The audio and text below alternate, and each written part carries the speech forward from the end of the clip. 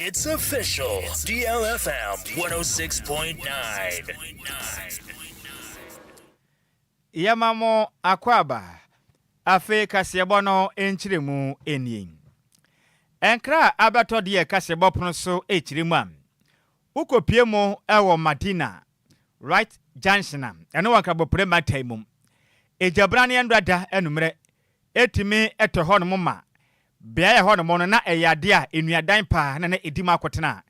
Ejai etimi atomu ma jazajapade a ahyekwa no. Enya sem koma kura na Ghana National Fire Service for Edi Huamanebo Edi Aba Emontene so.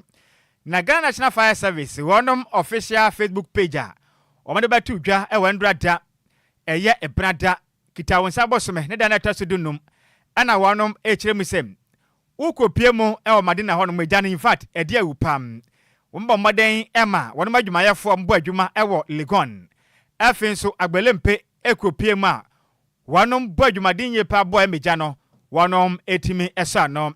na odumja adwumayeko no kasa emo ana wo chem se pimsam na yekese de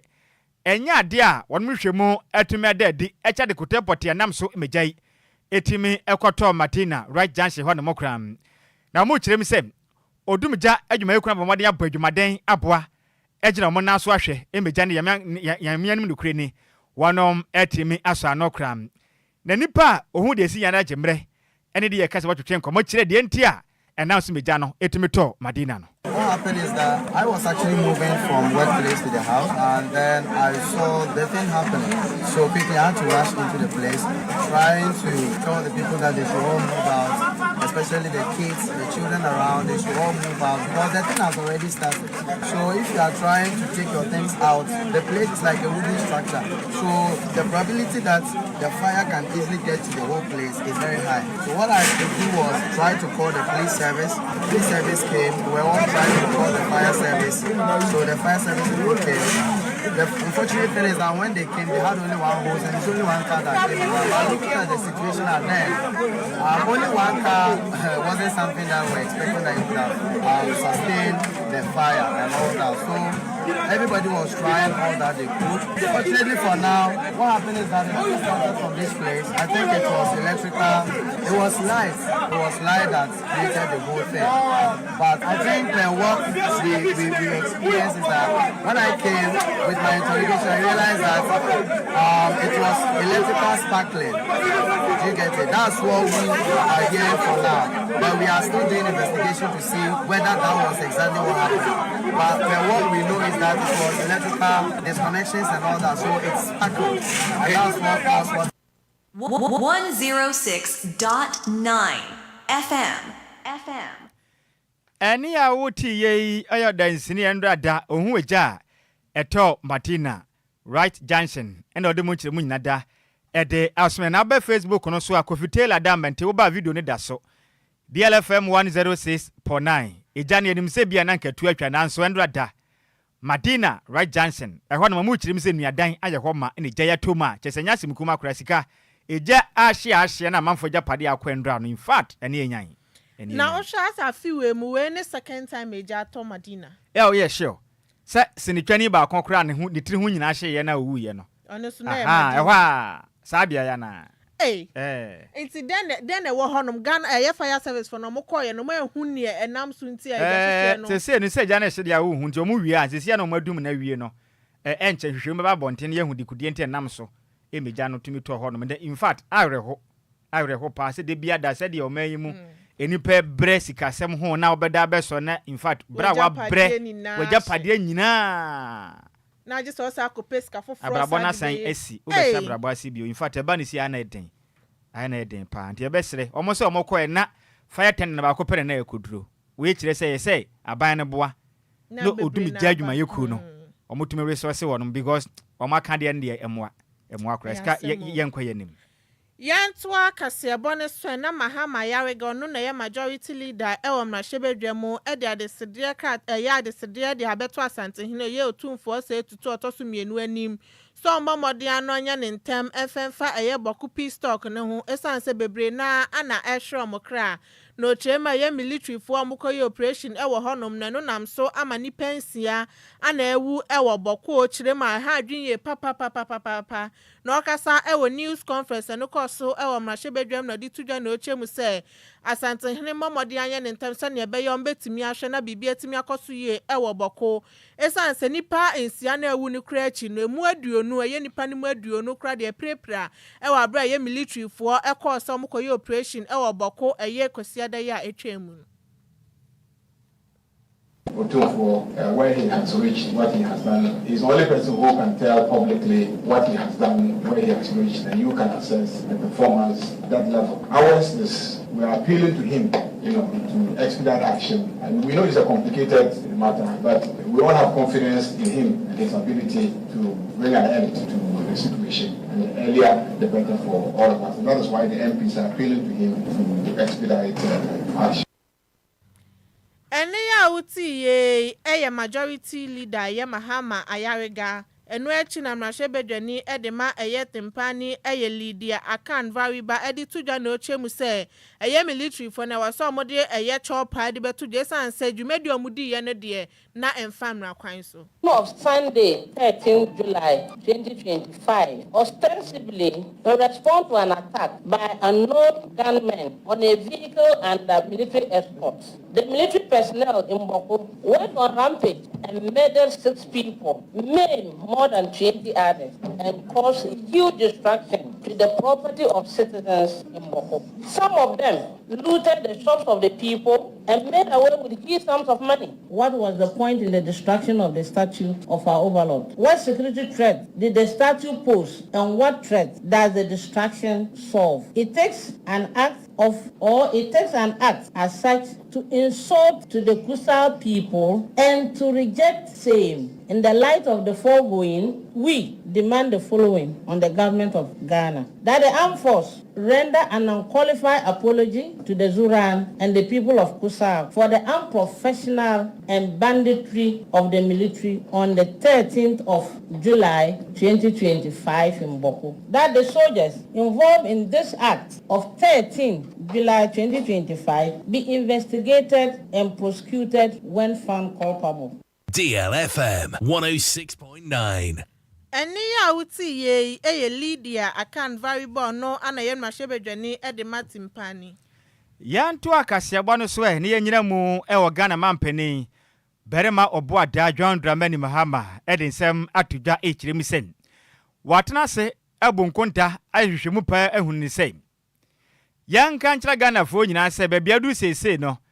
kwati kwan ya nipa bi efa so etufum agudie mekire illegal man no in fact ha adwenye pa ne senti ehu behia se oman betumi declare no national state ana say national emergency pa na boa magalamse no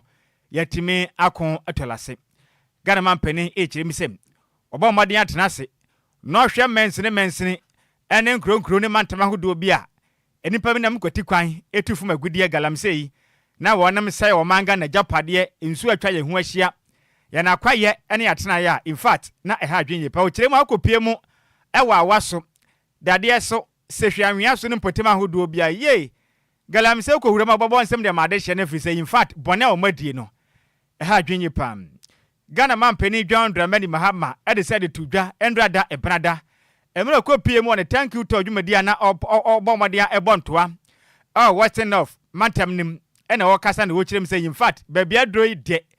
eya sama so man nyina ya ni kwa hu ye fise galamse se jeja ye ho a bebo man say to magana ya to afikure mo chirem say tititiro no ko piem wa waso dade so ene sehwi anwea so a de ni in fact enkon kan kram Ghana mampani chirem say galamse activities in fact edi o man hwamo pam ene kwablane ko senso benom a ono mpe ekwakwaya wutu tidie na o man yeye ne senti ekwa ne mu de galamse no mobode declare state of emergency de atoso na boa na yatimi akon atolase akram Ghana mampani chirem say ekese de yemenum de kure ni asanwea so pampo de ye kanye yo o se galamse ne bone ya die ye enkon kan kram Ghana mampani chirem say o se se nyanya ntende chi no so akese wesu ano otume enkono otu ase kra o kirem sem Eya galamsey task force for no so nyante ye say binom enam kwoti kwan so ejuri sika de go mbotom ti baba ne homaden wo be so opagi say twi no wa hwe a okran do be fa so no wani nye kram Ghana man pani chirim say yakwe ne baba ne homaden aboa na galamsey na equity o magana baba ne agina na so aboa magalamsey ne watumi akon etolase odin sem say eto edwa odwumadie no ase. But we are alarmed by the environmental destruction that is reported across Awaso, Dadeso, and Sefia and Rianso, mainly due to illegal mining. I must be honest, this is a national emergency. The National Task Force will continue its efforts to halt illegal mining in our forest reserves and on our water bodies. I've also noted the activities of illegal anti-galamsey task forces that go around extorting money from legitimate small-scale mining companies. I've requested that the authorities arrest and prosecute any individuals involved in this illegal anti-galamsey activity. In addition, we are establishing a forward operating base of the Ghana Armed Forces in Ponikrum, as requested by Nananum, to respond swiftly to security threats and border-related crimes. Peace is a precondition for development. Enuachi na Ghana man penika semo enu uchire musem. Nansa beto dwasa ne ahombanbo kuo no mumma. Hey. Bed se makoma ko be ya pemba ko 1000 na umayi wo munyina die. Ghana man peni chire mu ameke sei. Waye krado. Otwen osoafo no na ohwe oman Ghana. Yensika se esikasem eso Dr. Kesera to ba forsen. So ba yan hye kama na boa na omanya sika. No matumi dia fa adwumayefo pii na kugwa ahombanbo kuo no mechire Ghana Armed Forces. Ghana Post Service military na boa ahombanbo nsem. We also promised to decentralize recruitment into the security services. And so we're waiting for financial clearance from the Minister of Finance. And when we get it, every region is going to have a quota to send our young people to serve in the security services. Ladies and gentlemen, this region has vast potential in agro-processing. Any awoti ye Ghana mampeni John Dramani Mahama. Yantua Kasia Boneso na Ghana Immigration Service Esra Parliamentary Select Committee on Defense and Interior so mo meta o machino mo mboa wom. Sane ebe yo mudwumedi o mo pesa mo fa be for kwan so endi wo man ma fa na ni na no bibia ebetimi akosuye na controller edema General of Immigration Samuel Basintali Amadu edensem edituja ewa abra committee no eba service headquarters ewon kran hanom ebesra wom a committee chairman odio manim eba mrashebedwani edema Bilsa North James Agaga tuja musa yade o mahu se kwan yom pese o monfa so no ebebo o man Ghana ntino yade committee no show mo boso mbeboa wom se ne be yampuntu so no ebetimi aba Ghana Immigration Service omudwumadi a omudinim na bra omu twetwe nkoma na Comptroller General of Immigration edin sem say tuja. For now, after the initial remarks, we would have a short presentation that will give you an overview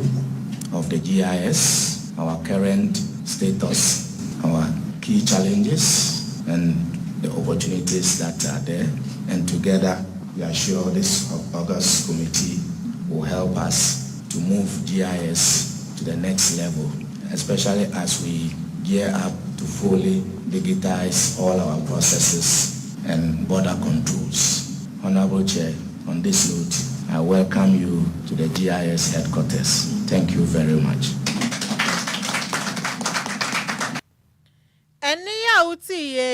Comptroller Edema General of Immigration Samuel Basintali Amadu. Yantua Kasia Bono to the free Ghana Immigration Service Akachi. Na yɛmfa yɛ nimfa nyina mu ɛwɔ man Ghana adwadim ɛne yɛfa ngo ho nsɛnsɛm mu na nansan ɛna Ghana mampani John Dramani Mahama ɔtena ase na ɔdwen no hunu sɛ da bio ɔma yɛ tim sese no nyim fat ahwane ne ho nsɛnsɛm ne du ba bia ɛha adwen yi pa efiri sɛ ɛka ɔman yabro ɛde agu hɔnom ɛde ama asɛhwɛ ɔman Ghana yɛna hɔne ne nsɛnsɛm so no ɛha adwen yi pa meche energy sector no ɛpantoma ne senti Obabua mese Canada hono no yatumi atua mama Ghana ho ne no etime akonkan fi so the 24-hour economy ediba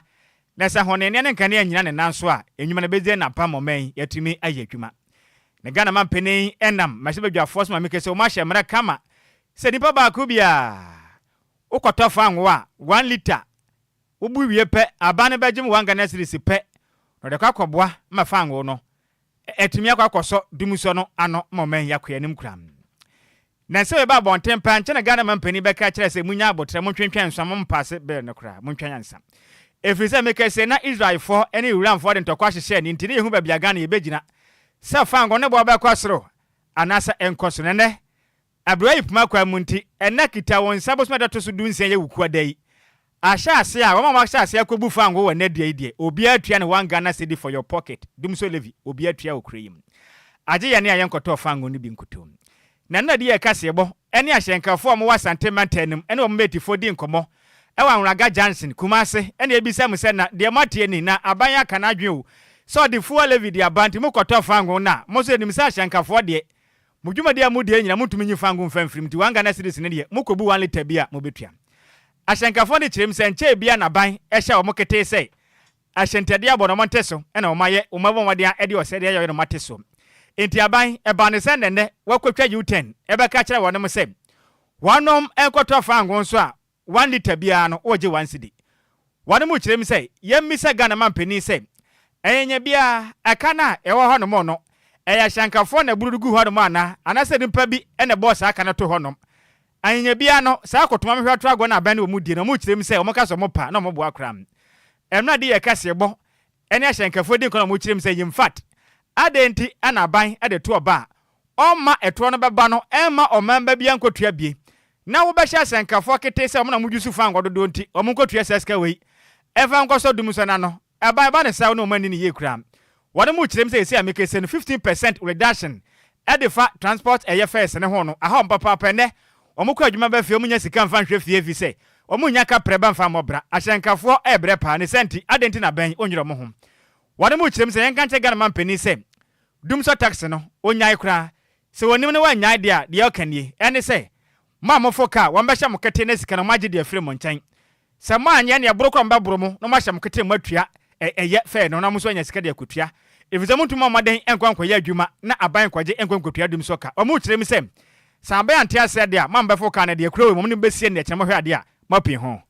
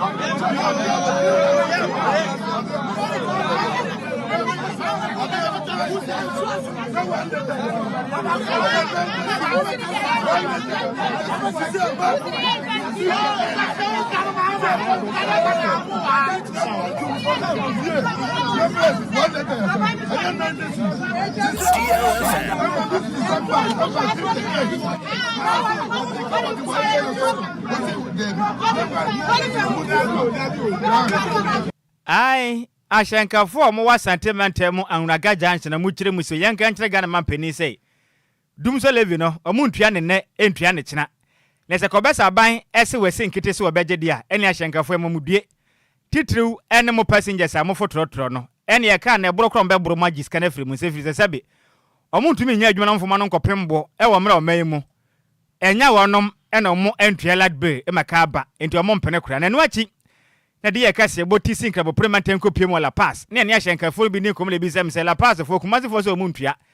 na mode mo betua na asa mo so de na mo e ka kire oman mu mpanimfo omanpani dada akufo ado edi hilevi ba mo se enye 1 cedi o se ni 10 million o se ni 100 million 1 cedi mo se enye na we mom na be boy aka we de ankasa akofa ye sika ka adwuma kura de mejai kura e se omanfo so ya me atilol fe so eno ma bibele wa auto ayente so daba fo anso ye adwuma sika na nya no abini de ton yoma obi aya we obi antini bibia so ya fo so ya ama ya te no ma so ya te lol fe so ya ante so police be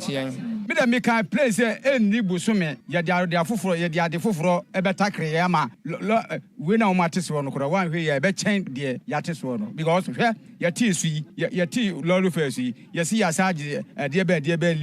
levy d levy petrol they say 1 liter si say 1 liter e ye say and this opposition no na o mo kasa fa on se na narode that's ni bia to feelings fuel so ba me na ba bia nka misusu se ko betimi anya ska free dia ya sa de ne ye toll boot se nkomia na ni di ko toll boot dia kebeboa so almost and charge beto so man I think say emboa because almost all of fair so it is almost and this charge ne beto fuel so man I don't think say boboa. If you look at the other side, we are all citizens, we are in the country, and this so we are the victims. We are the victims. So I think you should other side to support the government to take care of the situations that is going on. We have to pay for it because say the government will go and borrow money to settle it. Once say drivers for yati your lorry fare so ba ukotonia ma obia se omonte so obia se omonte omonia so ukoto we pure water cry ntisi ukoto due na ntisi ye drivers nkwa na ya de bia ye what problem so I say because ye lorry fare so car na mo difa na no ba no say na edi ba ya lorry fare so ade na during the omonte so mai ade na niam no omonte so mai na drivers say anu ye loru free akwapla o first na edi 80 cedi say ya 70 cedi 10 cedi each person. And can come from Sabet and Mla. If I know na kabebo be me ntwa bet. Me talk diesel. You say 1 liter bia no. We 1 cedi. Na so talk be almost 5,000. Egu ka mo a. Wa nkasa skase na paso se no nya ho. Up to year enye ska ketoa. Enti ye dey down for the high. DLFM 106.9. Aya shankafo na bunkunta na mu kire mi say in fact. Wọ́n mu yusu ahyen akese no bases no ne cargo trucks ne de nyamenum nukure ni. Se obo mmade na akoto fango na oto be 5,000 Ghana cedis na chiche mu wie na hu sika aban agye a eko be 500 Ghana cedis na mprempen aban agye di se ba ne se pa de nyamenum nukure ni ono mo mpene endi sika dum so levi no ene na ye hye ase enti eno ano no Omanya de aba mombat chia ne de nka ye ntwia oh mo bo akra na de no nkasa na obi mmagye wo se wogie wo nto fango ana he said the I meto bicycle no me obetu afa wiem adna nyese obi gina ho gisika no fango no bu ya na bande na firim dada enti na meto bicycle ndi ahyengafo na mo so mu ntwa na minnim so mo wade foforo no megu ka ne mu de ya enti ye na bia na bicycle na ne na ebeto mom yen passengers mom na ahokyere ne beba no every say wo no onya fo ka na sesenkene ne gaso hoje ne sika ho na ni bre haska ya ubetwa wantwa fa besi enti aban fa hye pangu akwam ne ye hu de ye kɔ ne de ye ba anya sa make say passenger ni na ne ho be kyere no because enkane de wo yire ne pampe oba akɔgye wo passenger ni ho sa na ade ne te cargo fo na minnim mo so mbɛgye wo mo de wo ne me kɔ no ho but ye ne ya passengers nso ye bɛgye de ye wo hen wan nti no mo di dwane so no bɛka so no ife mu no so de atoso kama frɛ kama dampan de be kwa so nyina obi amresa passenger ni ofoka no kura wom nyina ye ba akopɛ enti aban passenger fo ye nso yenya Ghana fo bi wa na so tron de be kwa so Ghana is a passengers yenya Ghana ni bi wa na Ghana fo mun sorry o passengers mo ma ya sorry yenya Ghana ni bi wa na sika yenko ya nim yento akase abone se na physician any political activist Dr. Kwabena Ata Kennedy Eden sema betu ja so munye sakraye FM4 manga na ye security service ne ho na obo mokoko esanse so manjai amanyosem na omo ye na omo ama omo amfa nimdi omo wo adwuma ne ho eni gidi a yetememfo no ewo wo mumu no anya adwuma ade a mbebre na sekura ewo man mu esanse o hwe ne ekoso ewa Blakuma North abra na omo to aba ede yim na hyebedwani na chese de ekoso wo honom na ntwa ye na chese security fo no omo anya omadwuma ye kura na abra ne samchofo etwetwe nkomo na Dr. Kennedy edi tudwa na ochemu se omunja security service for no munyo madwuma na momunja amanyosem na omode teteteto wam ne sanse emboa we ni na ekoso esanse saban foforo ba di aban ne beka no anomo ye nya de owo so omudi omudwuma sane ese ye sanso na omanga ne ha adwinye pa ankoba sana so manye sakraye amfa security services ene se ne omode amanyosem atale omo ho na ade abato ebeto o manga na mu bia basabasa yo ebekoso esan se ne papa mu anka ba bia anka niema bi se ebekoso no nka head of police no wasen komu yined na so manga na de omudi bibia aye amanyosem. What we saw is something for which they ought to be apologies. Okay. Ghanaian citizens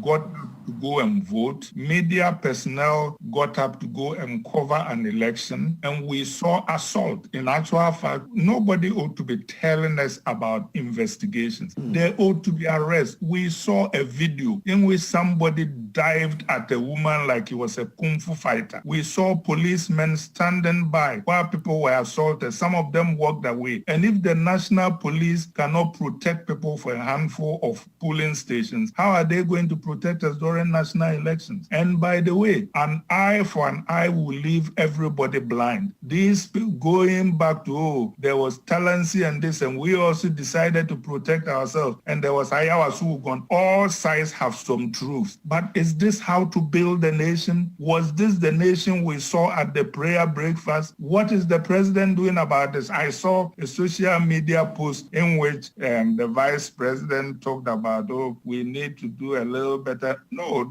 we need to stop talking and do things. The government is responsible for security. I do not think it is progress for Ghana for the MPP to go and form a vigilante group or an Azuka boys or whatever. I go far back in the MPP and people don't know it. The Azuka boys used to be MPP boys. I have a batakeri sent me by Azuka as a gift. Any outi a physician, any political activist, a Dr. Kwabena Atta Kennedy. Yantua Cassia Bonus if you have one says same more than Yenramwe. Oh, my Ghana, Adducia, essence mum. No so for no, and no show my Ghana, Adducia, eswom. Ne day Edonim Yam for Haruna, Idrisu, Edisem Atuja H. Rimusem. Make I say, I tell for more final a teacher, license exam seno. Nago poya doma osanabos me deta so aduasa 30th August na munyina mo de mu de bawie ye free se free wakono enya de abembe boa masa chekere fo ma ko school awie e kwa kire de mo san kwa kire nso ne de tontentan aban atwam na wo kire m se obesere mo ka bie wom nya so mo de anta wono machi na wono mo fa hye pamfan gwa akwam ne mwe na chekere fo dwumadie no etime enkon kanen e ma no ne nsantire fo kasa no nyamfo haru na idrisu kire m se nya so chekere na awie school na kwakwatena desua dan mu ede pen ede asi krata so atwetwe bibia ku pepa so na kire sei onimde no nyansan ni nti obetum de akira de da bio o kire mu a hyehye pa no begu akwan mu waso ebo maden ahwa desua sensem so no beboa mo chekere no wie suku a bibia tumi akonka na de mo chekere nei na onu ho atumi atana boa magana desua fo nso atimi anyamfa so wa desua mu o kire mu sem hyehye pa mo made ba ni in fact esene kurei ebeboa pa wo magana desua no afanto pa fura bibia konani mu ye pa ma chekere fo na mo kwatwere nso we mo nkyere so na nso mo kwo eya desua dem ma practicals na beboa pa mo man yakwanim na sa chekere fo nso hwe na mo twere ne nyamenim de kureni enso ani won betwam every 30th August ede kro no enya dwuma bi mo man. There is still the vexed matter of teacher licensure exams. The last of it must be concluded not later than 30th August. So, Chairman, if there is a last opportunity of those who sat and couldn't make it, that process should not travel beyond 30th August. So you are to work with the registrar, get us a firm date, and we put that off. I should particularly commend you, Chairman, and members of your committee for making far-reaching recommendations on a more comprehensive and practical approach in assessing teacher readiness. This new model, which will guide the teacher licensure exams, goes beyond just solely paper-based exams. It incorporates assessment, supervised practicum evaluations, and structured mentorship programs, ensuring that newly trained teachers demonstrate not just theoretical knowledge, but actual classroom competence. Ne krakra mo no eno nimnyamfo halu na idrusi kase mo eno wo kire mu am obesra kirekerefo so momwa na kuntabuo momode anya adwuma wa de kire wono mu kire nim afita kirefo gina mo na so ya school fo mofra ebesua de ebiew abatan ya o mafam de boa akirefo no eboa mofra na aso ehwe omaga na dusua so nso taa wonu nyina eche beboa ma dusua konkan etiobe na fam de na omka bia omusu ntaachiri na dusua na be konkan moman ye nyina da ye nya ho emfaso. You that under the Education Regulatory Bodies Act 2020 Act 1023 you have the responsibility to regulate teaching profession in Ghana. Part of it will be even advising the minister, sector minister, on matters relating to teachers, setting professional standards, licensing teachers, overseeing a more important function of the continuous professional development of teachers, and also regulating institutions that train teachers, and promoting teacher professionalism and accountability. Therefore, chairman and members of this council, your responsibility is onerous. When teachers guide well, learners learn and they become better off. You also need to work to improve the cooperation and collaboration of all the stakeholders in the sector, be they teachers, community leaders, parent teachers association, and even the teachers themselves. And the other day, you heard me on behalf of the president give full backing to the Ghana Education Service. Any awoti ye ayo soafo no eno hwe my Ghana ya disua eso the day edonimnyamfo Heluna Idrisu ena wote ne kan ye nyina wesu ena yankenkan madwenkyera mode abane bi e wo Facebook no so na yemfa nsom we every coffee parliament ena wo kire mi sem koko board mpanifo botoma yema wo mu de men de biada ma mu fili trebien wo kureyim na akuafo mu je koko ne de yemenim de kureni ekom ayeku abo akoto ena eku won mu omanyimu na Ghana de ye ne si antia ya na o chem se DLFM news no ye bo adwumaden ye pa na o chia yen odi free aguna bobikuma apa kofi parliament nie ena ode esom yen Sansona Mohammed Prince mia madam for pa o hwe live edi free gomu akokofu Senior Mohammed ehye de me chia opa Sansona Richard ahwe etem say good afternoon to you Alhaji Twasunte aka Yehunsi Mponi Nhyiraba Kwadwo Sammy B eni dum so levia na ahia se Agyei Adwoa Agyei Sikapa o se ye bo adwuma na kasebo no endam DJ Ghana fidie ni so gbetire station DLFM manes o se ye bo adwuma den na kasebo mo de passe anoma na dum so levi ni so de yemenim nukure ni enya bedu anesa we eye onhene nana mensa jebi no chim say good afternoon family o so enjoy news no pa na best news in the capital yes ya da senior wo fa case wo di free kwame nkroma circle ni open stage no chim say hey god man penny what the D Levy aba na be yanka yi o because e ba ko ne ba ye na wo se enye o na da na de we ya bem dollar ya Adwoa Agyei DJ Zikibi ni producer ena odi abai na we kire ma se de agya na ahide wa hwe obedwa na agya Ghana ho akọ hwe na akọ ho na ntena ye nyina ne ebetena ye nyina ebechi ayam hwe wo pa o chem se shout out en confirma Sikapa eni Twasunte de hye in we live edi free Christian village achimwata ya dase we so free akuamoa boate na o kire mi sablekuma central no di video chem se MPP mfo nsaka perfect replacement edema NS kumi ewakwetia ne din di Daniel nyame o se papa no bo adwuma panti e ho no mo be fa na ba ko pe mate me da se Sansona we si fi master plan junior kentampo na o kire mi say fantastic news and authentic as ebo ne mu o de say o de yasna adwumaden ayebo